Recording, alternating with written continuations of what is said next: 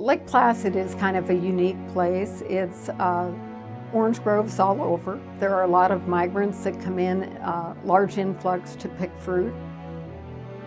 The police had brought Jose in to the Florida hospital facility for treatment, and they realized that he had had some medical issues. He had no name, he had no social security number, he had no resources, he had no coping skills to tell us what was going on with him in his life at that time. His cognition and his physical status was impaired. He was a guy that was needing total care. He'd been living on his own. He had no permanent home per se. We understand that for quite a long time that he sat like under a tree during the day, and people that would see him there every day would bring him food. So he wasn't able to work.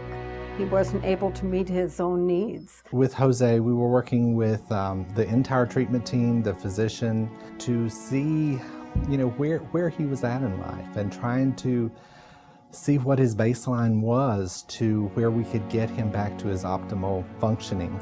He received care and we stabilized him to the point where he was ready to go home. On the unit, we weren't able to ascertain a lot of information from him. We were looking for a safe discharge plan from the time that he came into the hospital.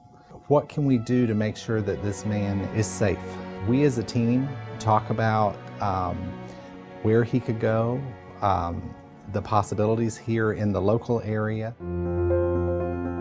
And we decided to take him home based on the information we got from one of my nurses.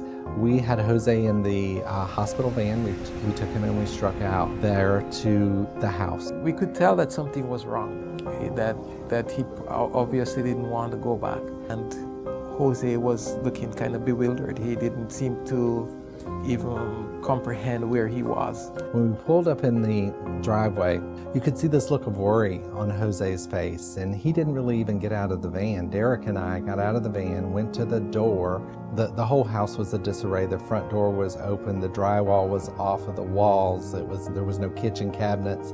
Just peeking from the front door, I could see all of that. Keith was just there looking at the guy, and he says, "Derek, we cannot leave him here. We got to do something for him. We got to take him back.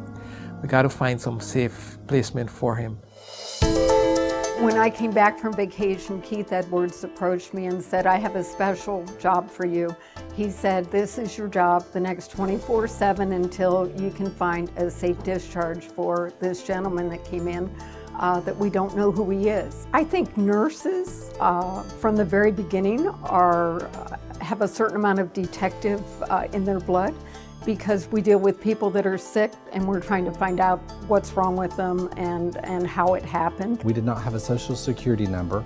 We questioned, we had 2-3 different names on him. In the beginning, we checked with immigration.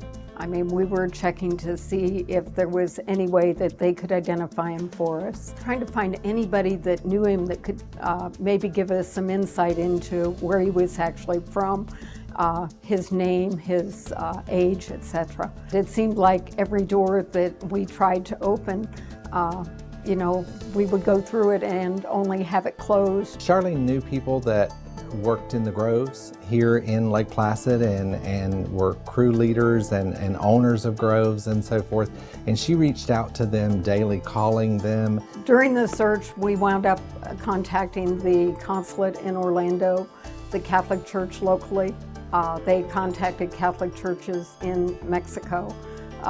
We sent letters to the governor, to both senators, to Representative Rooney, contacted immigration, contacted ICE, contacted the police. Local police came and fingerprinted him to run his prints to see if he had any kind of identification. If one door was closed, you would go to another.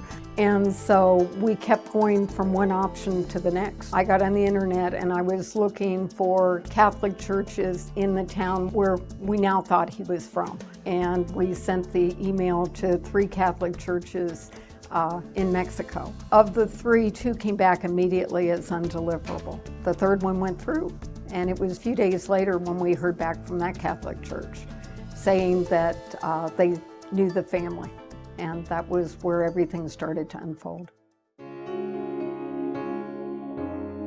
they got a call on the unit from a young lady stating that she thought she was Jose's daughter and that she wanted to come and she wanted to visit him. When his daughter came, we had the biggest surprise of all because the daughter shared with us that her dad left when she was 16 and that it had been 35 years since they had seen or heard from him. And this was what we call a wow moment. There were a lot of mixed emotions. She was a little bit timid to even touch him at first because she didn't know if this was even her dad. He remembered some kind of pet name that her brother had been called, and it was not anything that she had said, and so right away, it was like a light bulb had lit. All of a sudden she looks up and she says, "Can I hug you?" I think she thought he was going to break because he'd been ill, but there wasn't a dry eye in the room. She said she was 16 when her dad left, and that he had for many years come to the United States to pick oranges during the orange season, and then he always came back. And she said this one year he left, he and his brother, and that he didn't return. And his brother said that they were victims of human trafficking. We walk the halls every day and talk about the healing ministry of Christ. And it's not just the stuff on the wall. This was true heartfelt by all of our team members. This was truly God's work because this could not have been done without him. It was wonderful being able to be used as his tool. We never gave up on Jose here because it is our mission to take care of people, to do the best we can do on a daily basis, and extend the healing ministry of Christ is what we do every day. And this was definitely an area that needed Christ.